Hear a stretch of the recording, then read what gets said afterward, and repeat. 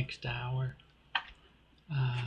as has been my practice, is to read from the Tibetan Book of the Dead for Beginners, a guide to living and dying from Lama Lhanang Rinpoche and Mordy Levine. And up to this point, so far I've read chapters 1 through 9. And each time I also pull an animal oracle card. And so it's a practice that's kind of evolved. And what I do is, as people come, the TikTok, it gives like an eye count or a viewer count or whatever. And so what I do is I just kind of dedicate the practice to not only the people that just sort of come in and come through, but also to others as well. So if people come in and they want to share in the chat box, that's cool. Like any energy, anything that they need support with, or words of encouragement, or feedback or whatever, it's an open invitation for that.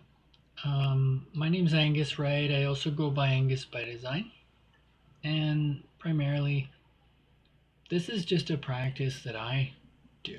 So even if nobody else were to join, even if it was just me, my goal is to read a chapter, do some reflections, read out loud, and pull a spirit animal oracle card for reflection, and to hopefully do it within an hour and see who or what comes up, right? And then the invitation. So I am nearly 50, and I've been practicing. So I'm a survivor of religious abuse and sort of cult-like trauma and abuse that way. And so it's been a personal journey of mine to kind of be able to reconnect and reclaim my own personal spirituality, right? And so the principles that I sort of apply based on the guidelines that I use is similar to what we see in North America. So we have the right of religion. We can choose what we believe in or who we believe in. But we also have inherently a freedom from it. So there's nothing to say that anybody can, claim who I believe in, and in the same way, I'm not here to tell you who or what to believe in, right? This is just a practice for my own wellness, and the book's pretty cool. So this book, I got this copy from the local library. I own it now because it started as a loaner, but my brain doesn't always give me the gift of returning things on time and that sort of thing. So that's that. So the chapters that we covered so far are karma, how we live is how we die, what dies and what gets reborn, our consciousness after death, influencing our next rebirth, start where we are now, support loved ones as they approach death, practices as death approaches, and supporting dying loved ones from a distance, and supporting ourselves at the end of life. So my goal today is to read chapter 10 which is the time immediately after death. Possibly chapter 11. Maybe I'll try to read chapter 11 as well, which is essential advice for joyful living and peaceful dying. And then what's left is really the 2 appendixes from the book. So I've gotten quite far. My goal is to do it in under an hour so that I can repost it. It's a really great wellness tool for me to re-listen to, right? It's kind of like a homegrown audiobook. And then the practice again is to pull from the Spirit Animal Oracle. So what I do is I read it and then I kind of pull a card and I see how does it tie in, right? And this is created by Collette Baron-Reid. So if you look up her stuff, she's just got like a whole bunch of books and cards and stories and programs. So that that's just to say these are the resources I'm using. Really, it's up to people what works for them. So, the past is history. The future is mystery. And the present moment is a gift. And that's Lama Lhanang Rinpoche. The dedication being, may all beings have happiness and the causes of happiness. May all beings be free from suffering and the causes of suffering. May all beings rejoice in the well-being of others. And may all beings live in peace, free from greed and hatred. And that's known as the 4 immeasurables.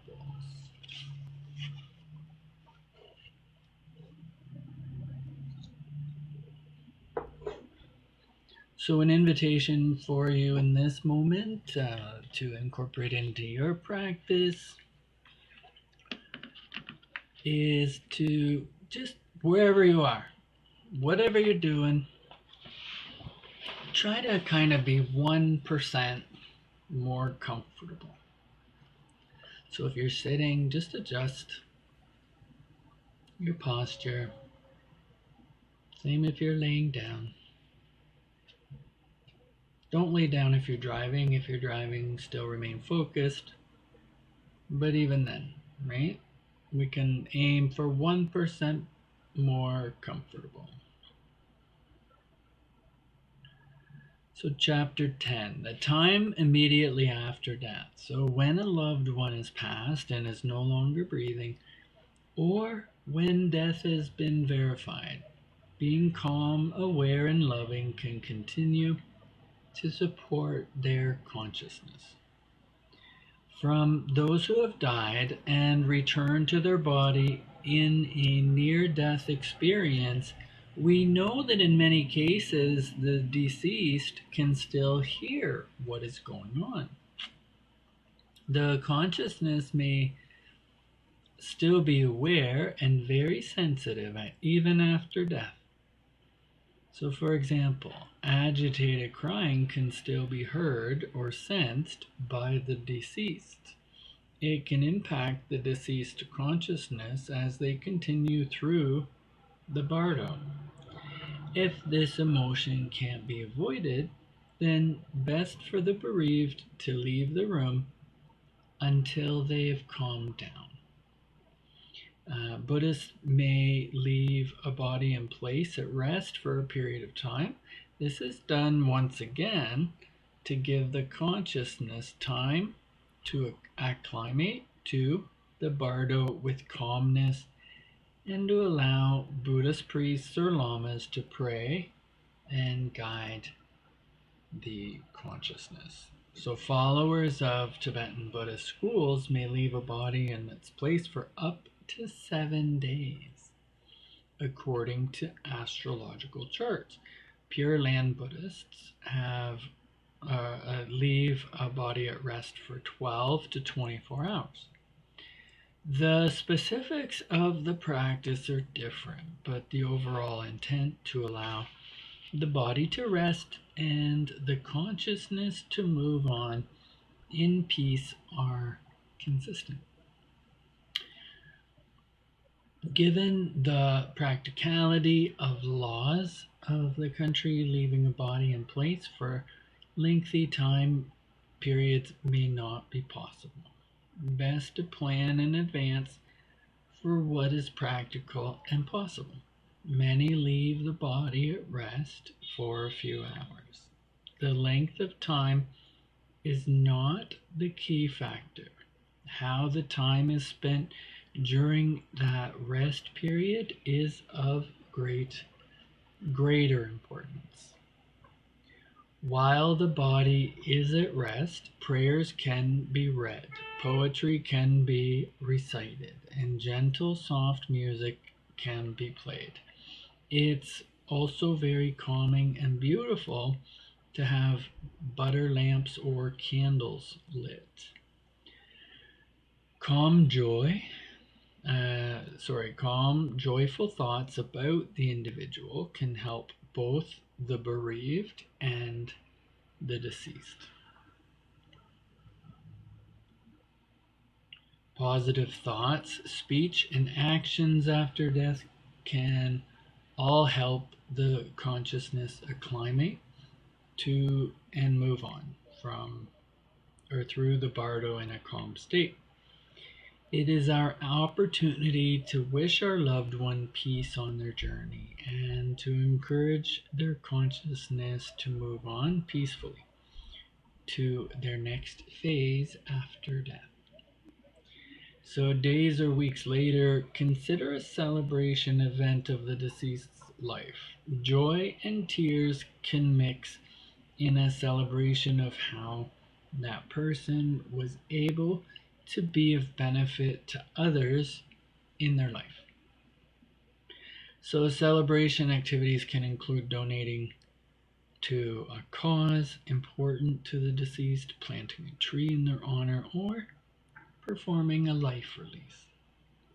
Life release is a traditional Buddhist practice of saving the lives of beings that were destined for slaughter. It can include purchasing and then releasing any animal that was slated for slaughter. So for example, fish, crickets, grasshoppers, back into their natural habitats and to be free from being killed. And all activities to benefit others are dedicated to the life of the deceased. This merit will help their consciousness improve their karma as they navigate the bardo or move on to their next phase after life. So that's chapter 10. Still lots of time. So what I'll do is let's keep going. Let's read chapter 11. Chapter 11 is the final chapter of this book. So it was written by the Venerable Lama Lhanang Rinpoche. So he's a teacher of the Vajrayana Buddhism of the Nyingma lineage of Tibetan Buddhism.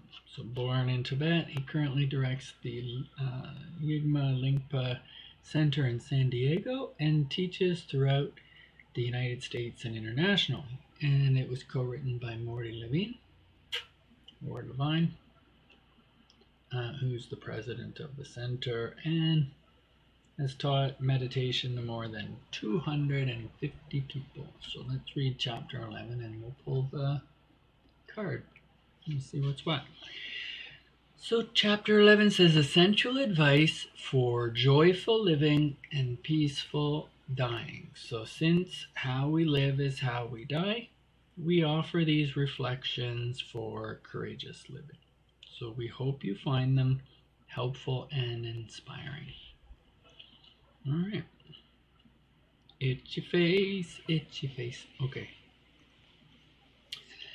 Just a little bit more background about me. So again, I think I shared in the very beginning that I sort of have survived like religious trauma. And And so for me, that put me on a path to just kind of try to figure out and understand what people's connection to religion was. So I studied, like I've been part of like Pentecostal churches and Anglican churches and Jehovah's Witnesses and Mormons and all sorts of things. And then when I in my 30s, I became a Reiki master, which is essentially, it means universal life energy. It was something that was created by someone named Dr. Mikao Usui, who was a highly academic person who went to India on a spiritual journey, but also to kind of try to understand, how their system worked, how things tied in. It said that he went back and he did his own practice and he meditated on everything, and then he developed Reiki as a means to teach his students how to make a mind-body connection with themselves. And then the idea behind it is that once we work on ourselves and then we practice on each other, the third sort of beat to that is to pass it on and to share it. So, and thank you. So I think, thanks for everybody who's just sort of tuning in and turning on. So that's where I started my journey. I was over 500 pounds at the time. I didn't really have mindfulness tools, so that was one of the other things that, the person who taught me, really it was also just a way of introducing me to mindfulness. And I came up with a mantra back then, which was from here to fruition. And at the time, I really struggled with goal setting. And so that mantra, from here to fruition, was a way for me to go, okay, I'm starting from here, and then what gets born of that, right? So that's why this is something that's kind of to my own heart, right? So, essential advice for joyful living and peaceful dying. Since how we live is how we die, we offer these reflections for courageous living. We hope you'll find them helpful and inspiring. So peace in our mind. What we see, what we hear, what we feel, they are all reflections of our mind. If we're in a good state of mind, we can see the beauty in what is around us. We can appreciate the things and people in our life. If we're not in a good state of mind, then everything around us is insufficient and lacking. When we understand our mind, we understand all of life. We can't change others. We can only change ourselves. If we want peace in our lives, then we need to find the peace in ourselves. Learn to meditate to be able to live in peace and live in reality without illusion. The best way to prepare for death is to live a simple life and enjoy it. The less we have, the fewer problems we will experience. Chasing possessions or money will not bring happiness, and let go of unnecessary material things and petty grievances. Practical planning. We can prepare for death and show care for our loved ones by getting our material and financial affairs in order. This avoids arguments after we're gone, and it encourages us to create a will.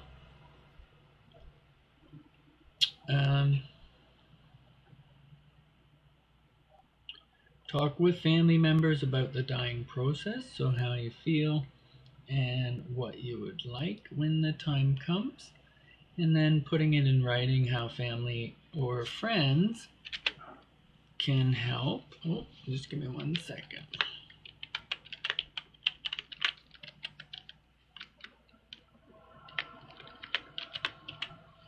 My computer went to sleep.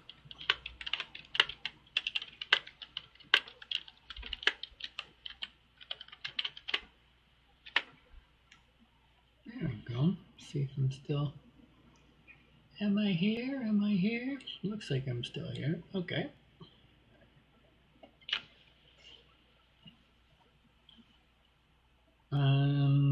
And then success and appreciation. So real success is when we have peace in our home and happiness in our heart.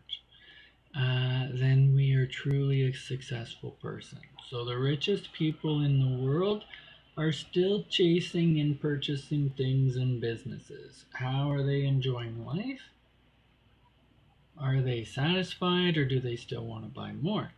We can have material things, but the real key is to enjoy what we have now. If we are rich, it is wonderful because we can share and give to help others.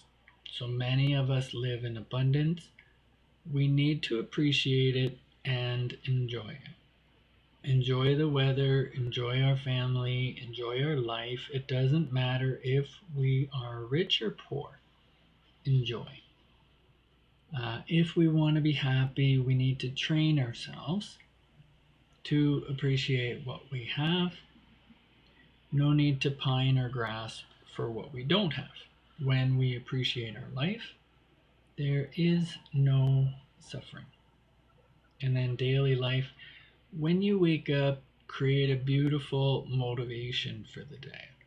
I'm going to enjoy my work. I'm so glad to have a place to sleep.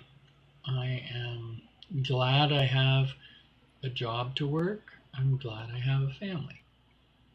Eat healthfully, exercise, speak with your doctor or nutritionist, and find out what is best for you. Listen to your body and learn what is good for you and not good for you. And then depression or anxiety, so don't be afraid to seek professional support, psychological or spiritual. So we are all works in progress, and having a professional at our side can be very helpful and comforting. So we can't possibly know everything or know how to heal ourselves in every situation. That is what the experts are for. So life and death are both an adventure. Prepare and be positive.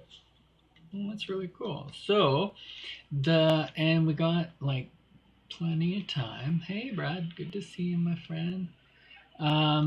Just finishing up the Tibetan Book of the Dead.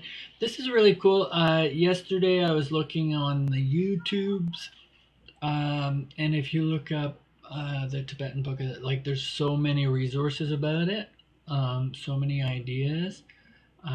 Yeah, I see you've been busy. I'm really proud of you for keeping and hanging in there and doing what you need to do. I think it's so awesome, and I'm always around, right? So, but what I was saying is, so I looked it up on the YouTubes. There's actually like a documentary that was kind of put out in the 90s, but it's actually oh, that's weird. Join my fan club. There's actually like a documentary that's like narrated by Leonard Cohen, and it's pretty cool. Like if this resonates with you. So the first appendix, and these appendixes were sort of referenced throughout the book. Aw, thanks, Brad.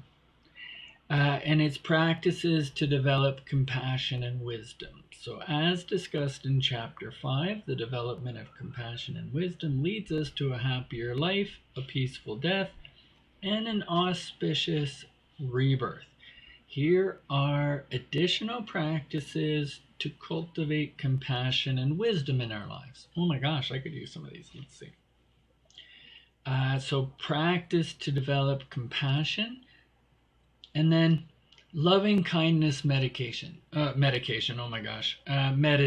So loving kindness is kind of like a combined word in English.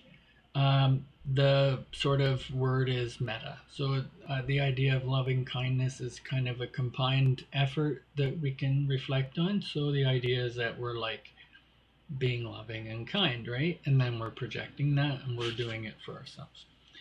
And then meditation is literally the act of choosing to think, right? So, or trying to choose to not to think.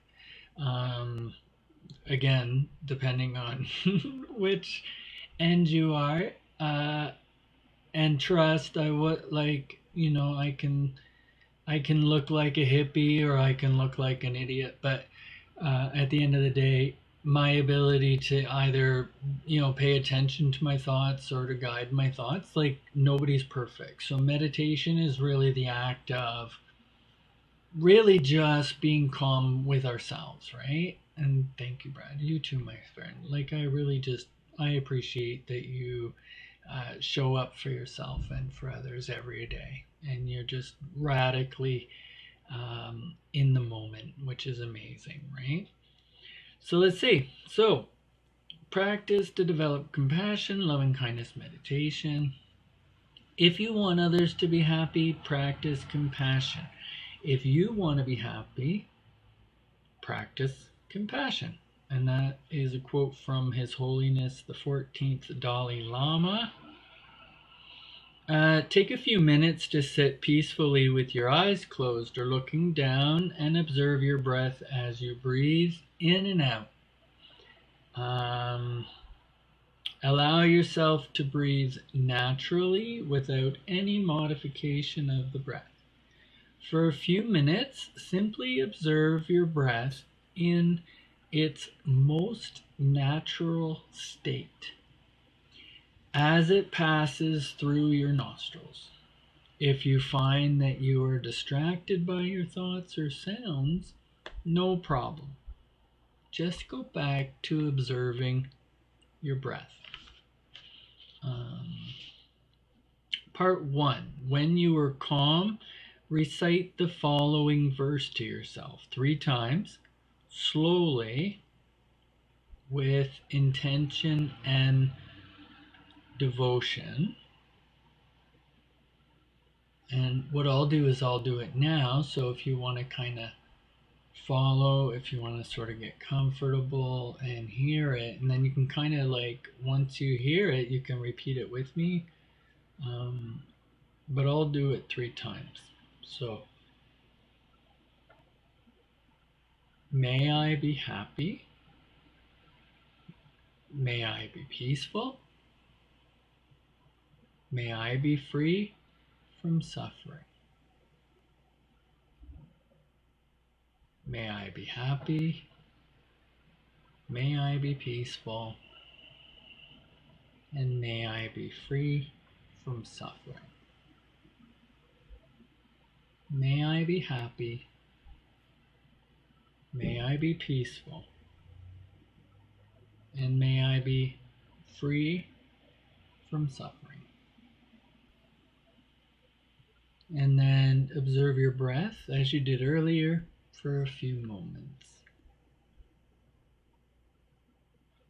And then part 2, keeping in mind a loved one or a family member, recite the following verse 3 times, filling in the loved one's name slowly with intention and devotion. So, thinking about a loved one. I'll use my Dalmatian Bo as an example. So may Bo be happy. May Bo be peaceful. And may Bo be free from suffering. May Bo be happy. May Bo be peaceful. And may Bo be free from suffering. May Bo be happy. may Bo be peaceful,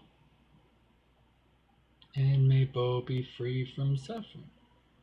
Now observe your breath as you did earlier for a few moments.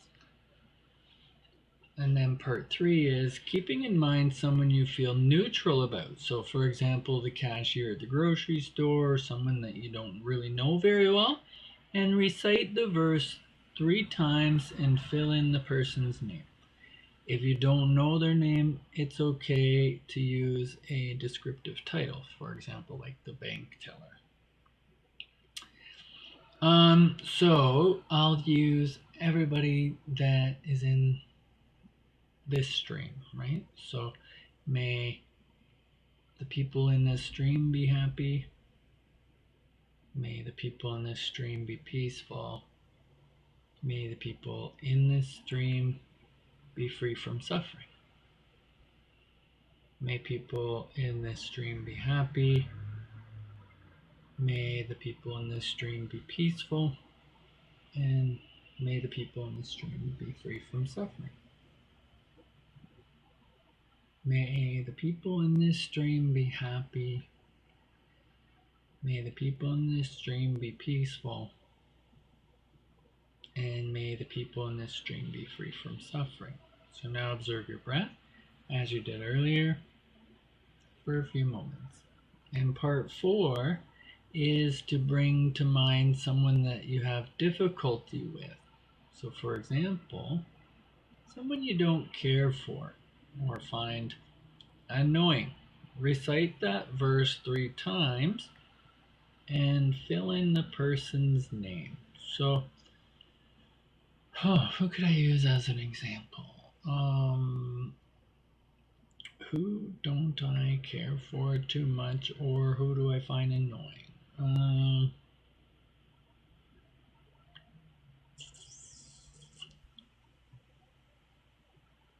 I'm just going to generalize it and say negative people. So may negative people be happy. May negative people be peaceful. And may negative people be free from suffering. May negative people be happy. May negative people be peaceful. And may negative people be free from suffering. May negative people be happy. May negative people be peaceful. And may negative people be free from suffering. Now observe your breath as you did earlier for a few moments, and when done, express to a higher being, your teacher, or your higher sense of self, a sense of gratitude that you have the ability to practice compassion for yourself and others. So practicing loving kindness might feel simple, but it can be deeply transformative. It has been taught by centuries of Buddhist teachers, and it works in these ways. So when we focus on our breath, we are in the moment. Being in the moment automatically stops any habitual thinking about the past and the future. When we help others, we feel better. And when we help ourselves, we feel better. We are transforming the negative state of mind into a positive one. This trains us to be able to change our state of mind quickly. And this meditation reduces the attachment to anger or whatever negative state of mind is being experienced, and it allows our mind to be more malleable and shows us that our thoughts and emotions are ephemeral. So, just reading from the Tibetan Book of the Dead, we're just in the last pages in the appendixes. We've got about 25 minutes left. I'm going to pull a card, the Animal Oracle for reflection.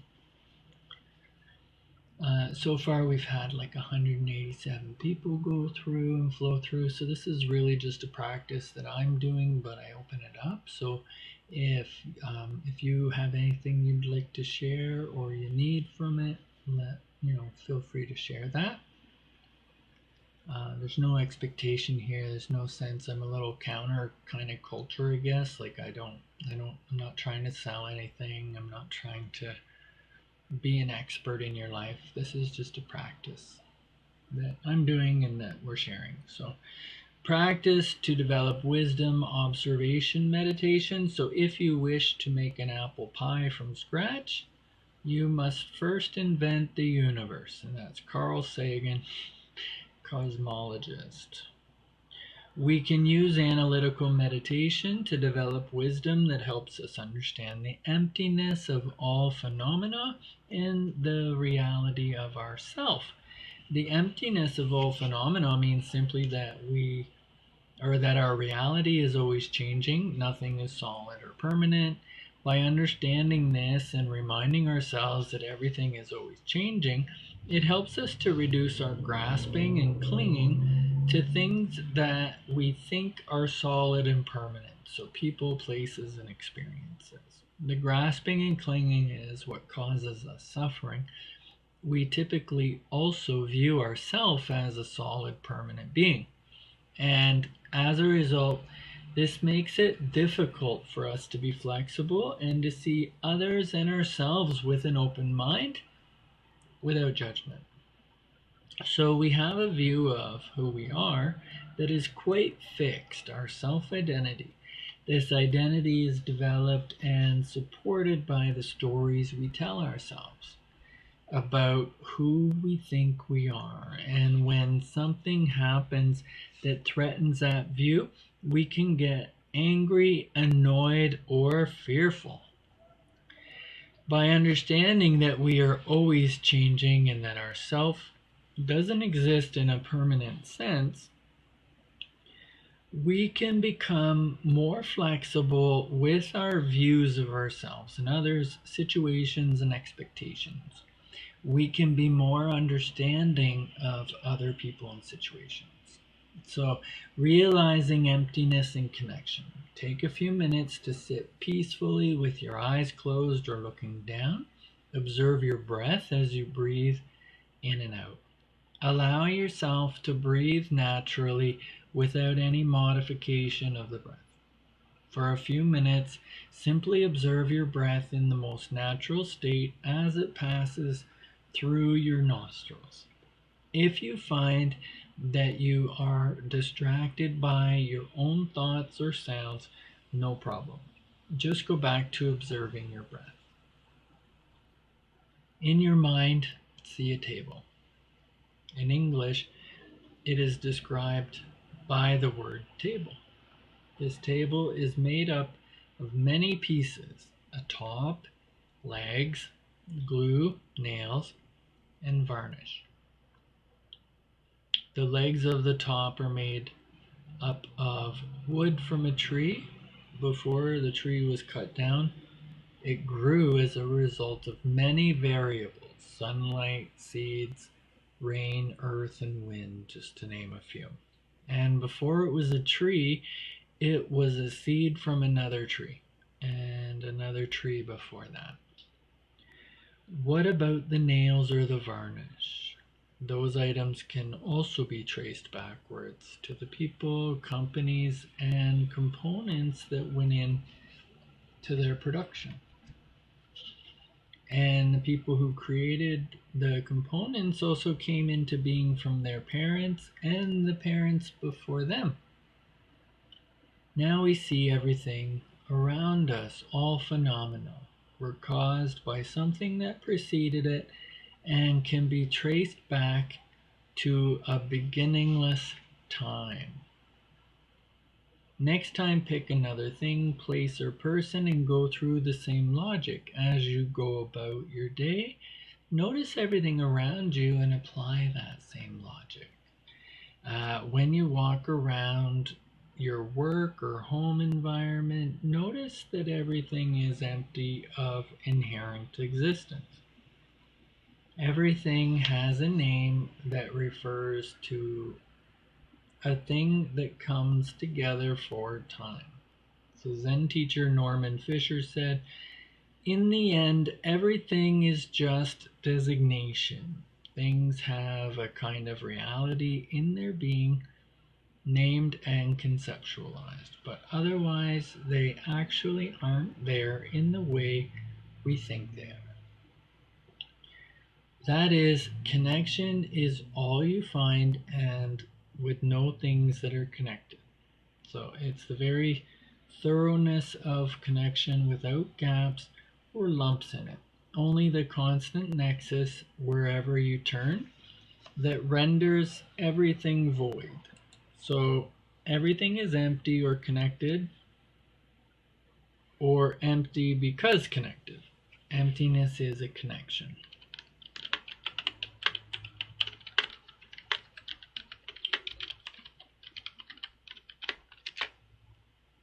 All right. So welcome. All right.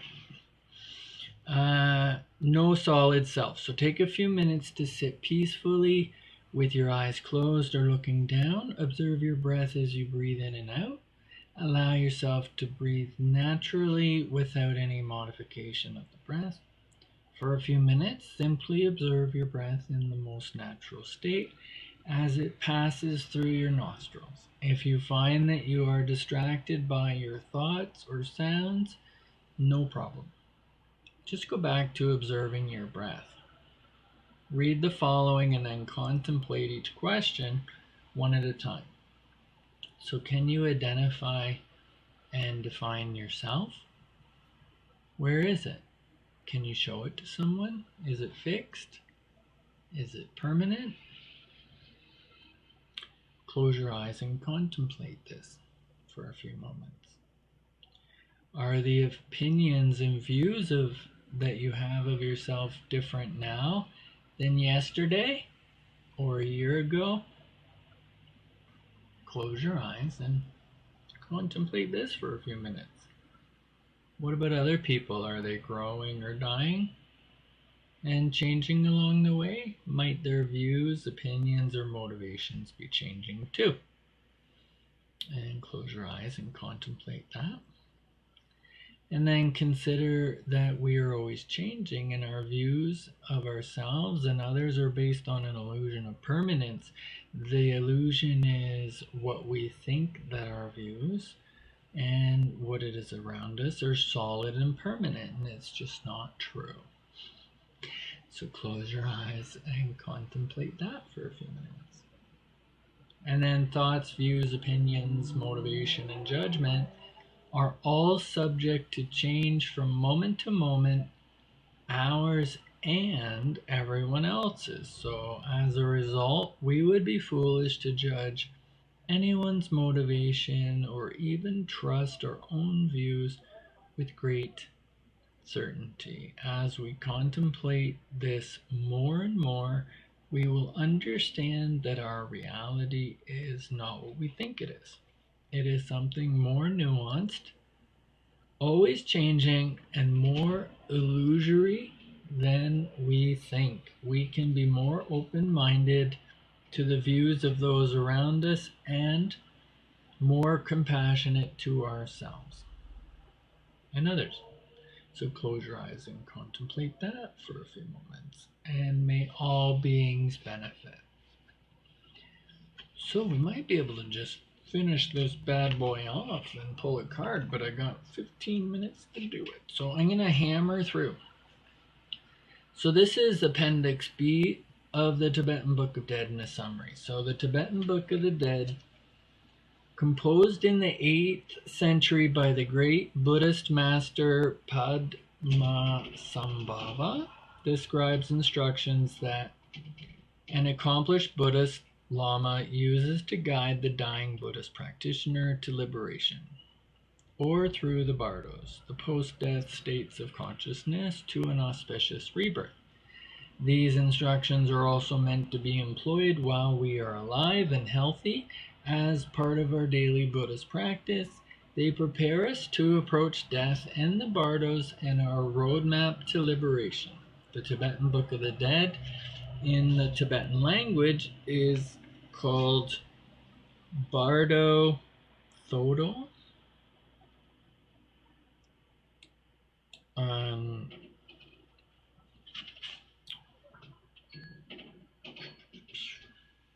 right. The direct translation of Bardo Thodol is liberation through hearing in the intermediate state. Why hearing? Qualified Buddhist lamas instruct the dying individual by whispering or chanting these prayers or visualizations melodiously into their ear. The Lama has practiced these esoteric, powerful, and effective practices for many years, if not lifetimes. In turn, the dying person has ideally practiced these prayers and visualizations through their lifetime, and more importantly, developed great devotion and trust to the Lama, who is often their Buddhist teacher. So the Lama is motivated to help reduce suffering from sentient beings. With that strongest mindset, the Lama guides the dying person to liberations or to rebirth. The Tibetan Book of the Dead is read or recited by the Lama, and sometimes with monks who join in support of the dying individual. The practice include a description of the 6 bardos that make up the birth, life, death cycle, an introduction to the ultimate nature of our mind. So this phrase can be described as Buddha nature or primordial aspect of all sentient beings. Other descriptions are the realization of the emptiness of all phenomena, or the mind that is primordial and radiant, so all aware. In Great Medicine, that conquers clinging to the notion of reality, steps in meditation on the enlightened mind. Sechin Rablam, 1871 to 1926, a principal lineage holder in Tibetan Buddhism, describes Buddha nature as follows. Buddha nature is immaculate, it is profound, serene, unfabricated suchness, and an uncompounded expanse of luminosity, non-arising, unceasing, primordial peace, spontaneously present nirvana, a practice where the dying person develops an awareness in or of the different aspects of their mind. A practice for the dying person to help them recognize that everything they see and experience is a reflection of the mind. A prostration practice where prostrations are performed while visualizing Buddhist deities, emanations of enlightened beings in front of them.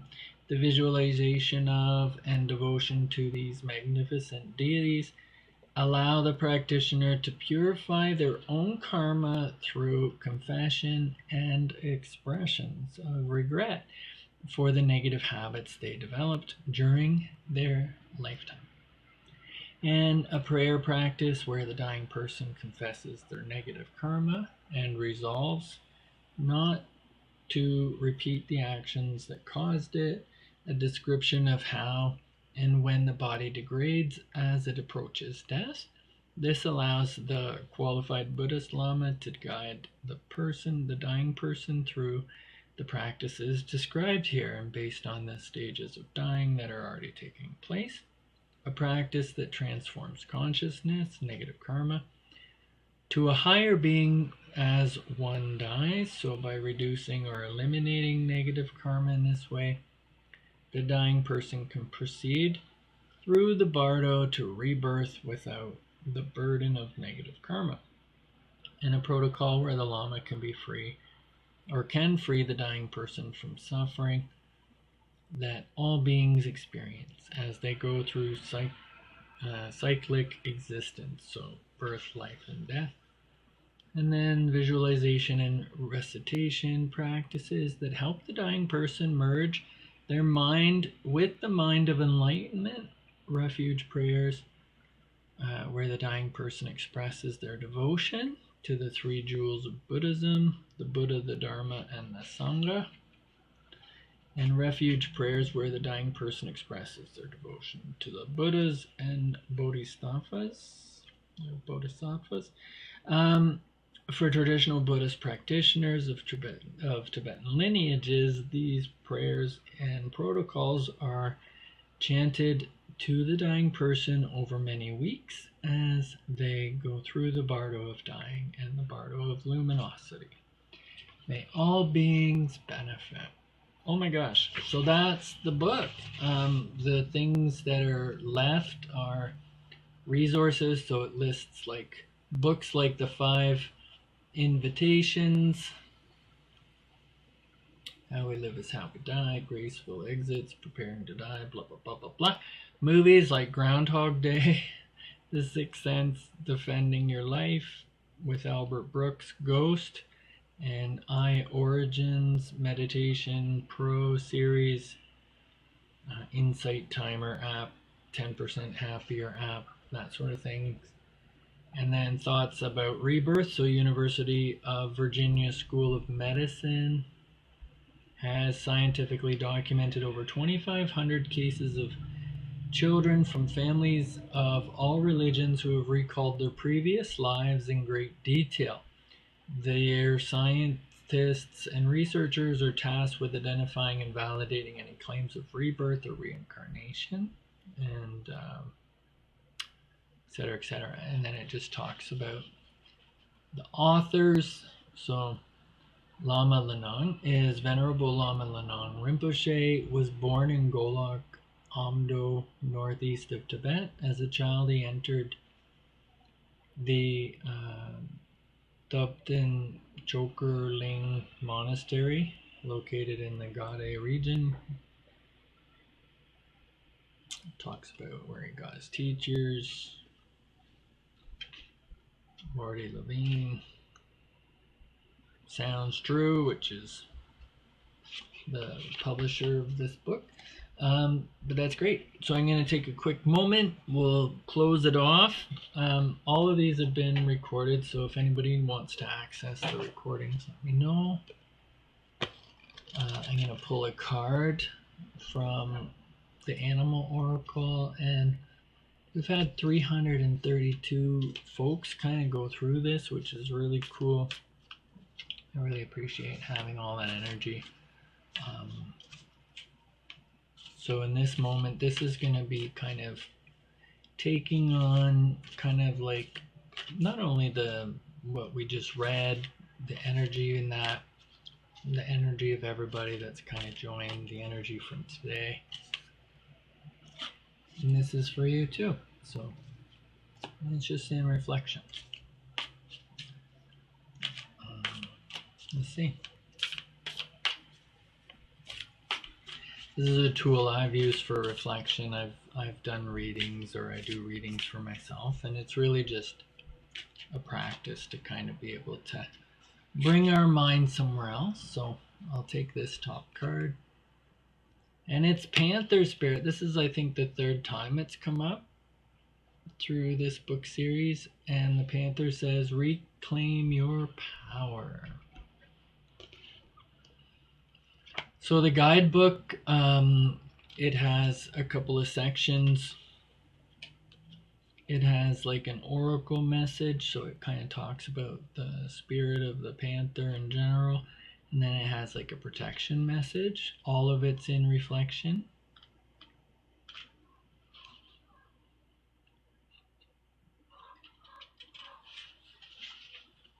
I'll try to get that out, and then we can wrap up in 6 minutes. So feel free to get in touch anytime, okay?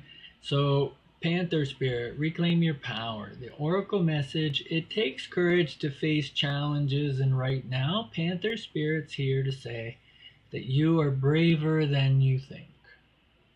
Now is the time to take a risk and step into a different aspect of your being. Speak as if you have never spoken before.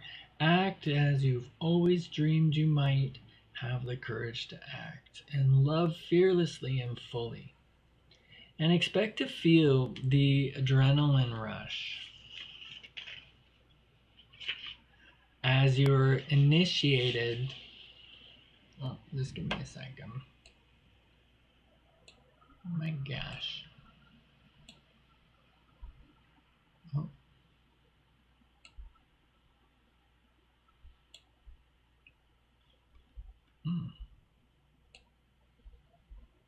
So many distractions. Okay.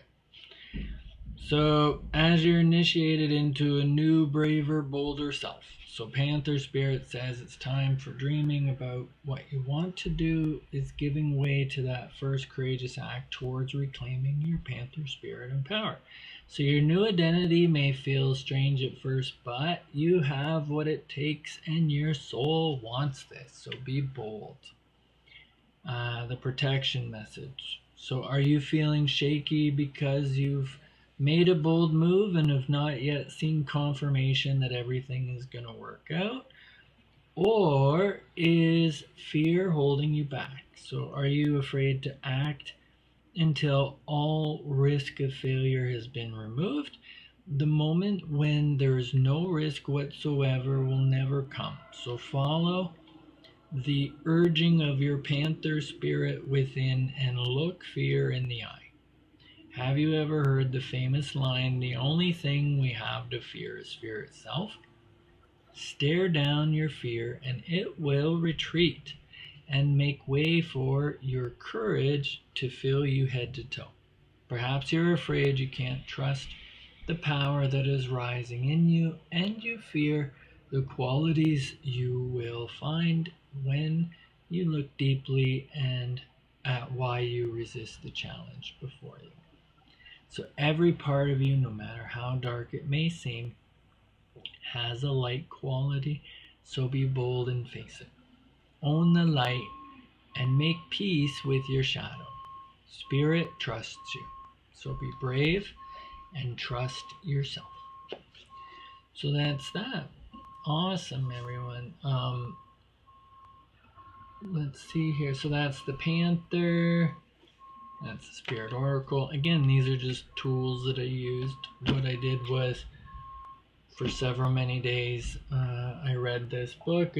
I got from the library, called the Tibetan Book of the Dead for Beginners, A Guide to Living and Dying. And the practice is just doing that. It's just literally reading a chapter, sitting, focusing on our practice, and then reading the Animal Oracle. I'm going to wrap this up in about 2 minutes. But what's pretty awesome is that, I've done this over many times. I think you could probably follow and find the other recordings. If not, if you look up my name on YouTube, I've posted sort of like the repost there. And really, it's just a practice that I had. I use this in other ways, but it's essentially, whether it's an audiobook, whether it's a podcast, just having something that can bring contemplation and support is very helpful. And then I like sort of having like the oracle cards or what have you. These are all just stories, right? For contemplation. So I like having that because it kind of has like an element of randomness. So I don't have to think that everything is so serious or so deeply meaningful, because sometimes it's about just being, right? So thanks, everyone. My name is Angus, right? I also go by Angus by Design. I live in Ottawa. That's my dog, Bo. If you see here, this is a book called Family Wrap. I'm a certified peer specialist. I work in trauma and recovery. I have many specializations and certifications, but ultimately I'm just a guy that is turning 50. I live with things like ADHD and PTSD and BPD and all those things that we often get stigmatized for, but I believe there's no end to recovery. There's no limit to how much we recover, and I don't doubt that every single one of us deserves to. So I'm going to end it here so I can repost it. I'll see you soon. Thanks, everyone.